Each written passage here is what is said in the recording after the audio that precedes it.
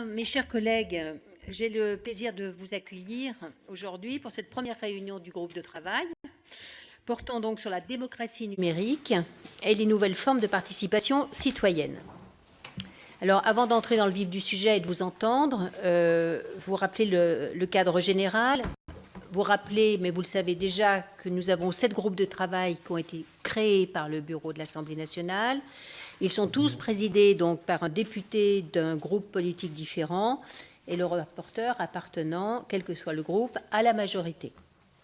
Ces réunions de groupes de travail seront ouvertes à l'ensemble des députés qui souhaitent y assister. Alors n'hésitez pas à faire de la publicité. Elles sont retransmises en direct sur le site de l'Assemblée nationale et un compte-rendu écrit en est établi.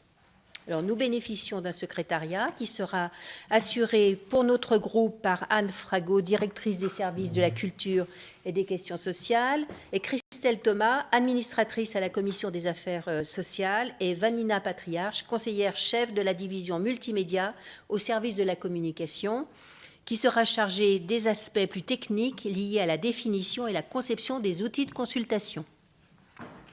Par ailleurs, le président de l'Assemblée nationale est représenté au sein de chaque groupe par un membre de son cabinet.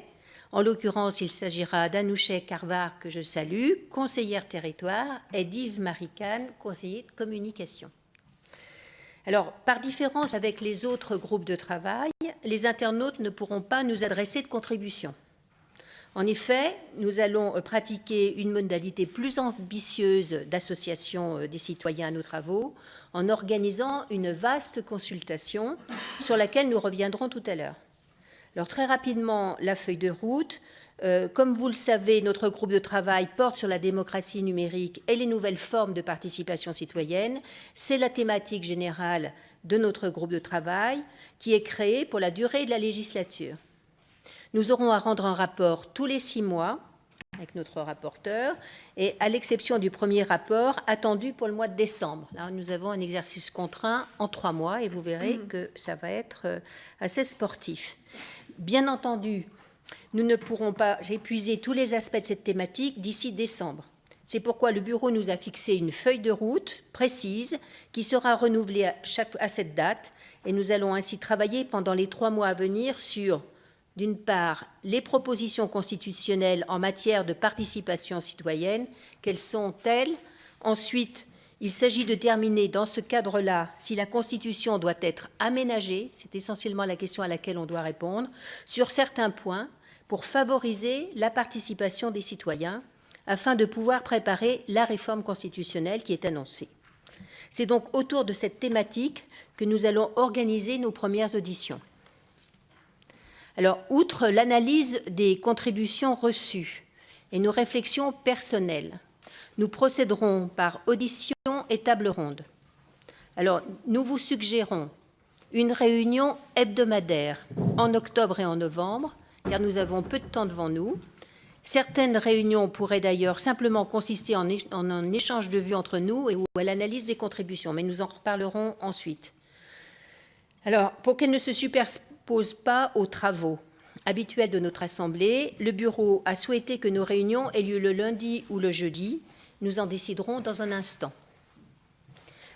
Sous réserve de leur coût et des délais nécessaires et de leur pertinence, nous pourrons également avoir recours à différents outils, le questionnaire adressé aux parlements étrangers, les déplacements en France ou à l'étranger pour étudier une expérience pilote, des commandes d'audit ou de sondage et des consultations internes ou externes.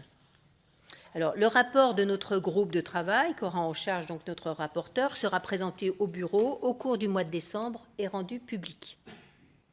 Notre rapporteur est responsable de la rédaction du rapport final du groupe de travail avec l'aide du secrétariat. Chaque membre du groupe pourra faire apparaître dans le rapport sa position sur les propositions du rapporteur. Par ailleurs, chacun d'entre nous pourra également joindre une contribution personnelle au rapport s'il le souhaite. Enfin, les députés non inscrits qui assisteraient régulièrement à nos travaux pourront aussi joindre une contribution au rapport. Alors, compte tenu de l'objectif des groupes de travail qui est de contribuer au processus de réforme de l'Assemblée, notre rapport devra être opérationnel. Il sera composé d'une courte introduction générale, suivie d'une liste commentée de propositions. Le principe arrêté est d'une fiche par proposition. Alors, nous avons plusieurs points à discuter aujourd'hui. Le premier, c'est de fixer nos jours et heures d'audition. Alors, nous vous proposons de nous réunir le lundi à 18h, sachant que le mardi, nous devons être à l'Assemblée et que le lundi, par cette réunion assez tardive, vous conservez la possibilité de rester dans vos circonscriptions ou d'organiser d'autres réunions. Voilà, donc c'est la proposition que nous vous faisons. Est-ce qu'il y a des objections sur ce point ?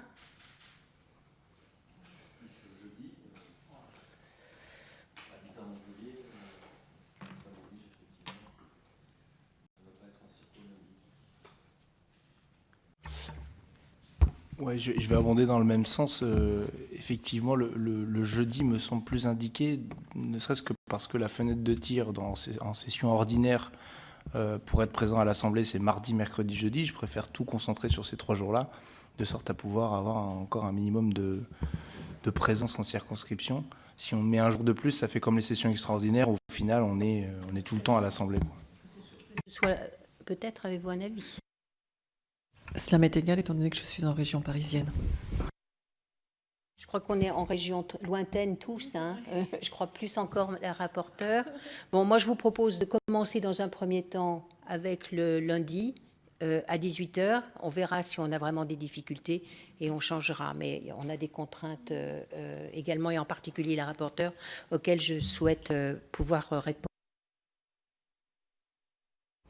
Oui, du coup, vu qu'on est dans le groupe de travail sur la démocratie numérique, on pourra peut-être envisager, pourquoi pas, de faire des visioconférences pour associer ceux qui resteraient coincés en circonscription pour des raisons de transport ou d'agenda.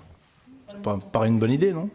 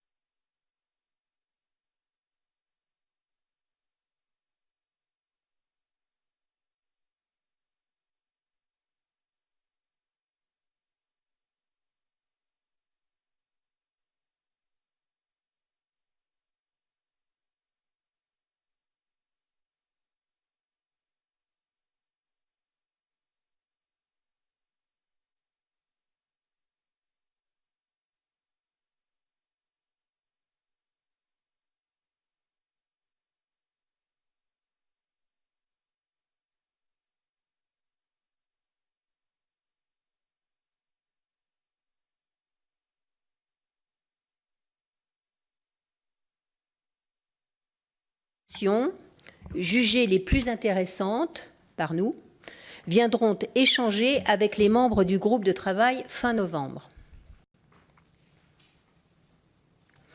Il est donc proposé aux membres du groupe de travail le déroulé suivant, sur la base d'une réunion, fixée donc pour le moment le lundi.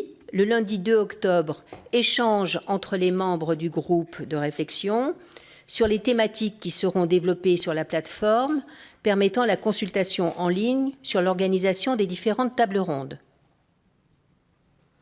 Alors, une approche chronologique de l'initiative, de la proposition du projet ou de la proposition de loi à l'évaluation de la loi en passant par les différentes étapes de la discussion permettrait d'identifier à quel stade il serait judicieux de proposer des évolutions. Alors, nous, ce que nous vous proposons, nous y avons réfléchi précédemment, c'est une série de 4 tables rondes organisées avec les différentes catégories d'acteurs. Il nous semble utile d'avoir le lundi 9 octobre une première table ronde composée de juristes, constitutionnalistes et philosophes. Le lundi 16 octobre, une table ronde Civic Tech.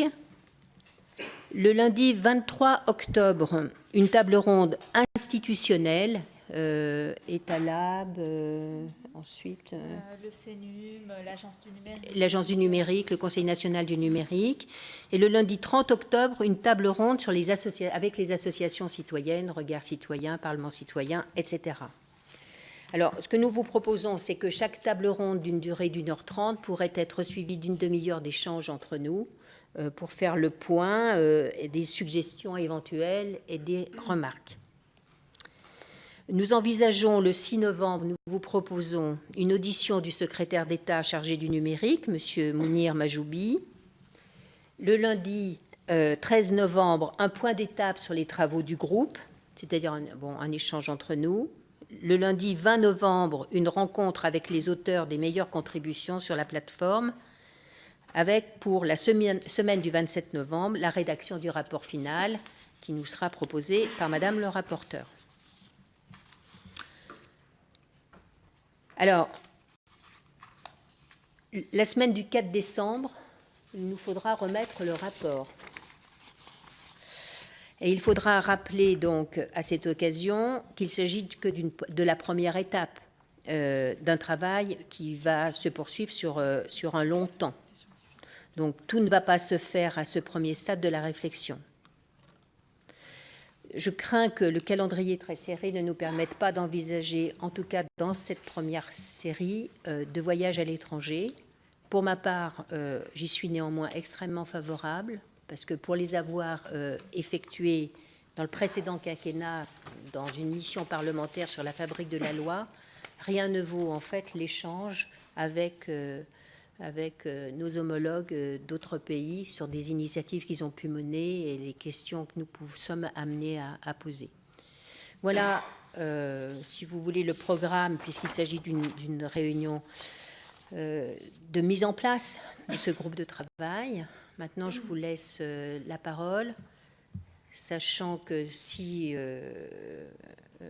que certaines réunions, comme celle, par exemple, que nous avons prévue libre, on pourra peut-être la caser le mardi et le mercredi. On verra dans quelle mesure on peut aussi rassembler certaines des réunions. Mais avec les tables rondes, il faut qu'on fixe très vite le calendrier, parce que nous souhaiterions rencontrer des experts qui ont eux-mêmes un agenda très chargé, et il nous faut sans tarder lancer ces auditions.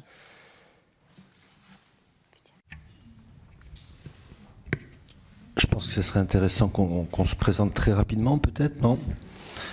Nicolas Desmoulins, député de la 8e circonscription de l'Hérault.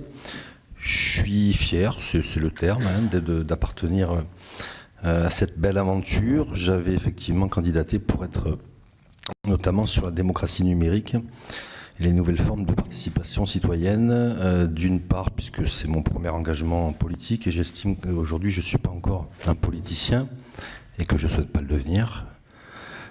Et d'autre part, mon métier, c'est le numérique. Donc j'ai travaillé pendant plus de 10 ans sur des plateformes pour des groupes, des petites PME, mais aussi des groupes nationaux, donc à la fois dans le e-learning et les retours de rapports, de contenu, notamment sur les tablettes et les smartphones. Je suis aussi ravi de voir que ce groupe, effectivement, voilà, on n'est pas en majorité, on n'est pas habitué, nous En Marche. Donc j'espère que les débats seront pragmatiques, qu'il y aura moins de posture. Le but, c'est qu'on soit efficace et qu'on change cette assemblée. Moi, ma première réaction quand je suis arrivé ici, c'est effectivement, on n'a qu'une envie, c'est de changer un petit peu le système pour essayer de gagner du temps, d'être plus à l'écoute des citoyens et de perdre un peu moins de temps, notamment dans l'hémicycle et dans ses codes et ses formatages. Voilà. Merci beaucoup. Oui, s'il vous plaît.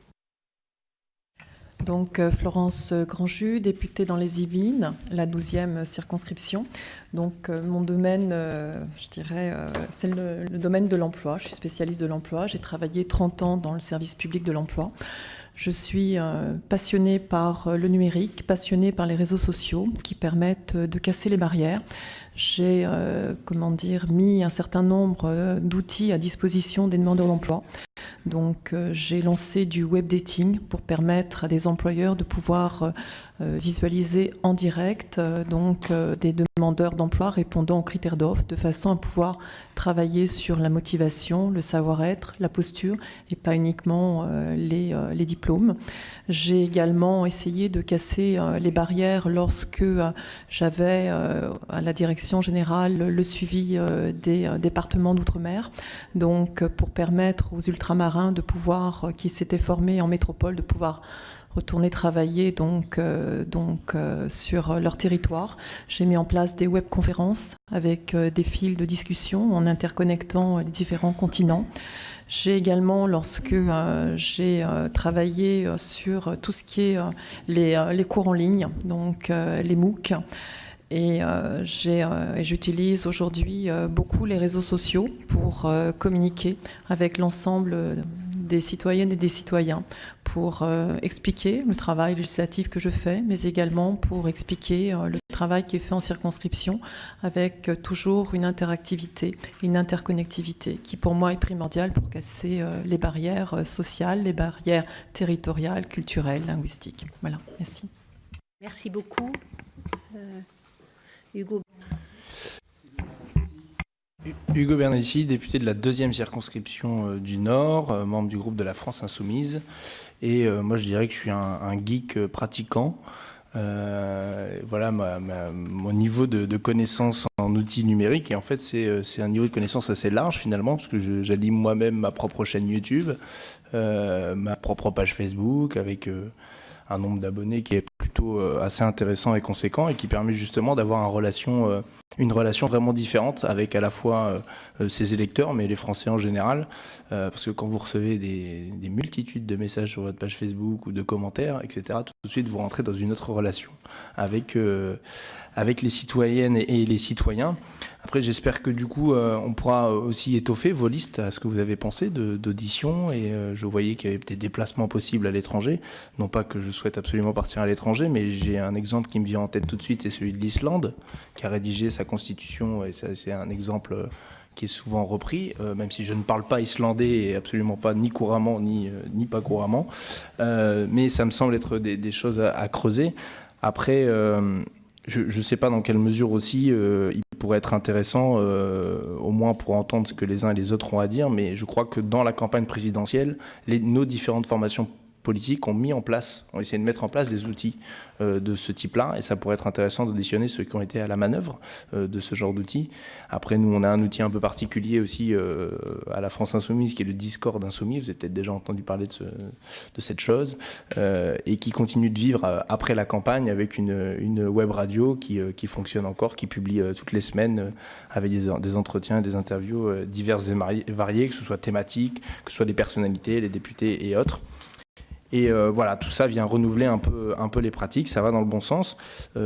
Évidemment, il ne faudra pas tomber dans le travers du numérique pour le numérique dans l'absolu. C'est pas ça qui nous intéresse ici autour de la table, mais bien l'objectif d'implication citoyenne au niveau le plus élevé. Et donc il faudra aussi qu'on soit en capacité d'en tirer les conséquences politiques en tant que telles dans les propositions qu'on fait, parce que si c'est juste consulter pour consulter, on a bien vu que les gens finissent assez rapidement par se lasser et ne pas s'impliquer dans des organes uniquement consultatifs qui n'ont finalement pas de conséquences dans le réel. Et ce qui intéresse les gens, même si c'est du numérique, c'est les conséquences dans le réel. Merci. Numérique, il faudra d'ailleurs la définir, et participation citoyenne. Donc je pense que ça n'est pas uniquement le numérique. On aura une réflexion, je pense, beaucoup plus large que le simple faisceau du numérique, encore qu'il soit important.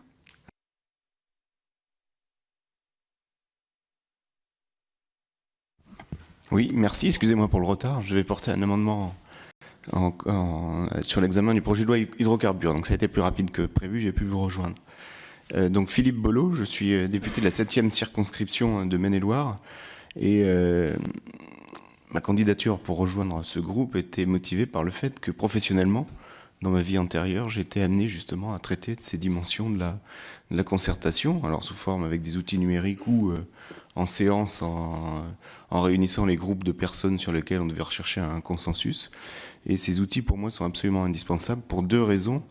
Ils permettent de lutter contre la dissymétrie de l'information, parce que la plupart du temps, lorsqu'on rencontre des difficultés pour converger vers un point de vue peut-être pas unique, mais au moins du moins partagé, c'est parce que les uns et les autres voient le sujet par rapport à leur connaissance de ce sujet-là. Et le fait de partager au maximum l'information et de forger une vision commune avec le maximum d'informations partagées par les uns et les autres, ça contribue à limiter les difficultés qu'on peut rencontrer et essayer que les gens discutent, prennent en compte l'avis de l'autre, et finalement, par cet échange des avis, par ce partage des avis, ça permet de converger vers des prises de décision qui sont plus consensuelles. Voilà.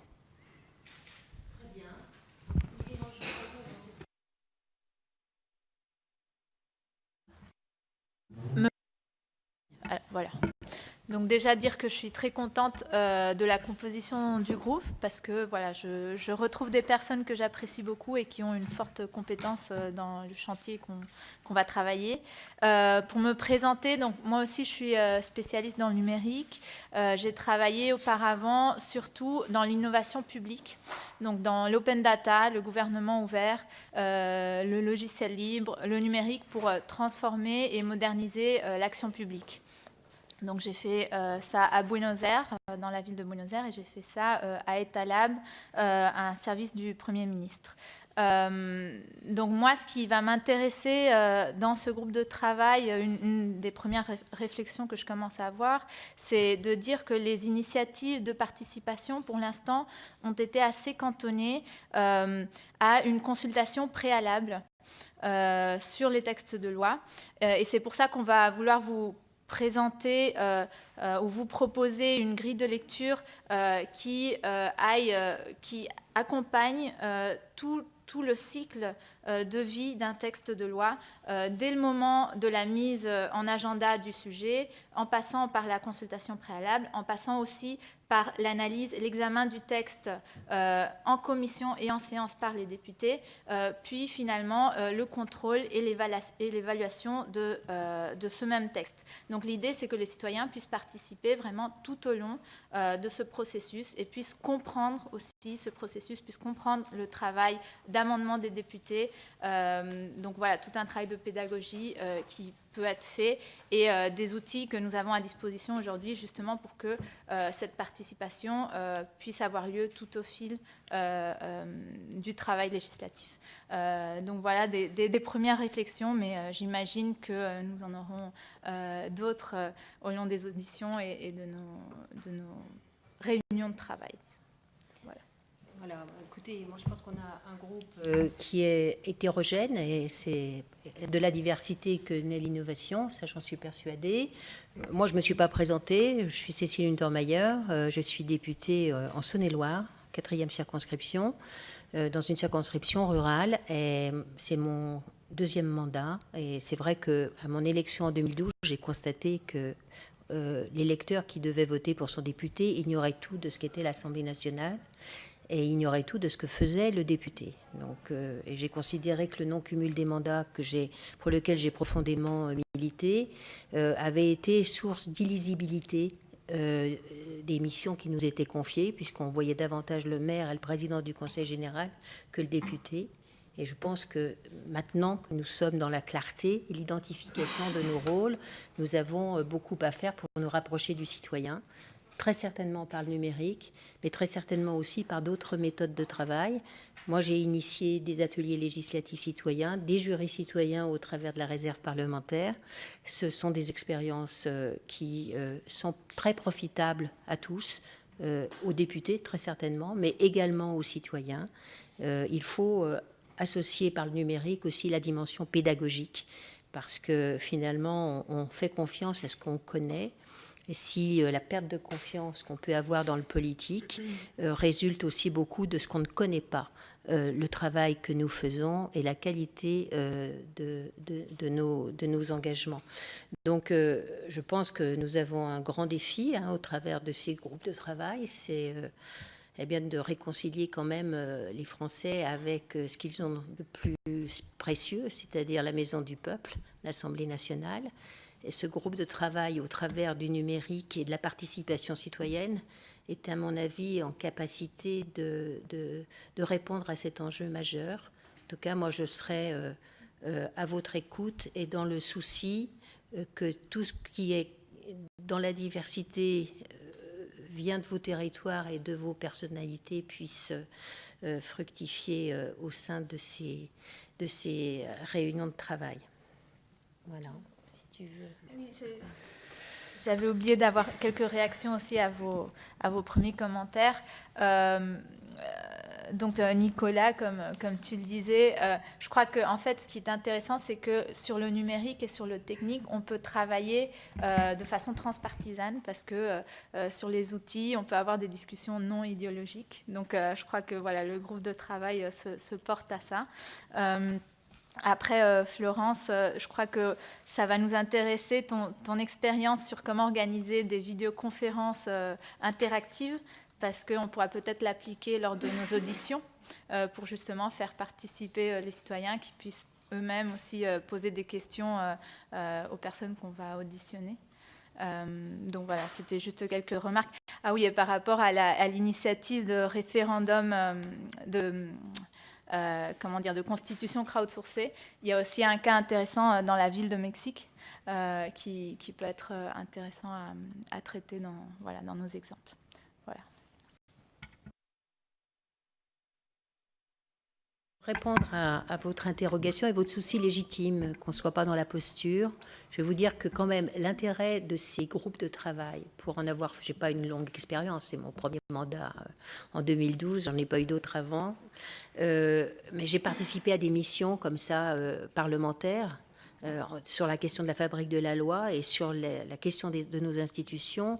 Et ce que j'ai vraiment apprécié, c'est que précisément, on est dans le pragmatisme et la volonté de bien faire, sans affichage, et sans affichage politique au sens le moins créatif du terme. C'est un travail où on met à plat nos connaissances et nos désirs, et avec la coopération absolument indispensable d'auditeurs qui viendront nous apporter des éléments incontournables, notamment en matière de droit, je pense sur le droit de pétition, sur le référendum. Il y a des questions qu'il faut qu'on se pose sur l'amendement citoyen. Donc moi, ce que je vous propose, c'est que le lundi 2 octobre, nous nous retrouvions donc à la même heure, peut-être dans la même salle, avec pour objet, je pense qu'il y aura un ordre du jour qui vous sera transmis.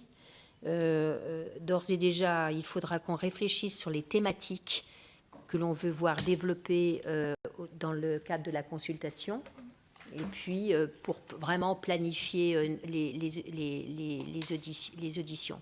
Mais on vous fera passer un ordre du jour de sorte que vous puissiez vous-même apporter des éléments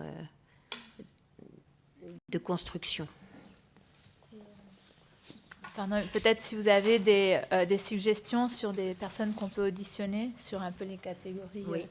Qu'on avait énoncées, voilà, ça peut être intéressant de les avoir assez vite pour pouvoir organiser ces auditions. Moi, le regret, c'est qu'on est que 4. C'est vrai que c'est un petit peu dommage que les autres ne soient pas là. Voilà. Enfin... Chacun en responsabilité s'inscrit dans un groupe et se débrouille pour venir. Vous êtes là, eh bien on va rappeler à chacun qu'il est important d'être là parce qu'on a pris la place de quelqu'un en venant là. Je sais que c'était très recherché, donc on le rappellera. Voilà. Moi, je voudrais juste préciser que je suis là, mais il m'en coûte quand même d'être là. Enfin, honnêtement, je me suis beaucoup impliqué sur le projet de loi qui est en train d'être discuté dans l'hémicycle, donc je vais vite y retourner. Vraiment, ça pose en question la temporalité au sein les travaux, l'organisation du temps au sein de l'Assemblée nationale. Pour moi, c'est un sujet qui est un peu fondamental, quoi. Il est revenu plusieurs fois sur la table. Et honnêtement, là, on est encore dans cet écueil-là. Donc, je ne sais pas où sont les quatre autres, peut-être qui sont justement dans l'hémicycle. J'espère qu'ils ne sont pas chez eux à la maison en train de se reposer. Ils auront probablement autre chose. Donc, ouais, mais Voilà, il m'en coûte vraiment, pour le coup. Après, on fera des contributions, nous, de personnes à auditionner. Et j'entends bien hein, qu'on n'est pas là pour être dans de la posture, etc. Mais je pense qu'à un moment donné, on est aussi impliqué dans des organisations politiques. C'est parce qu'on a des propositions à mettre sur la table. Et il faut bien qu'on les mette sur la table et qu'on les confronte. Sinon, à quoi ça sert qu'on réfléchisse pendant des mois pour faire un programme? Vraiment, donc, ok, pas de la posture, mais il faut bien qu'on mette sur la table tout ce qu'on a tous les uns les autres proposé. Ça me semble moins important, et ne serait-ce que pour l'exemple du référendum d'initiative partagée, on va dire comme ça. Je veux dire, aujourd'hui, l'initiative, il faut d'abord réunir les signatures des parlementaires. Après, ça se met en œuvre éventuellement pour collecter les signataires des pétitionnaires. Sauf qu'aujourd'hui, on ne sait même pas comment ça se mettrait en œuvre concrètement. On ne sait même pas s'il y aurait une collecte numérique, par le biais de la carte d'électeur, comment ça fonctionnerait, etc. Donc on a encore beaucoup de choses à inventer. Et je pense qu'on a du boulot, et je ne suis pas sûr que 3 mois, une nouvelle procédure accélérée, à mon sens, ce soit suffisant. Mais bon.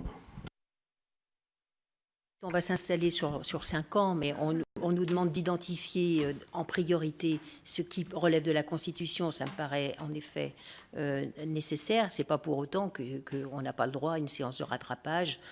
Voilà, on ne va pas... De toute façon, ces questions que tu évoques, on se les est tous posées à un moment ou à un autre, et on va les mettre à plat. Voilà.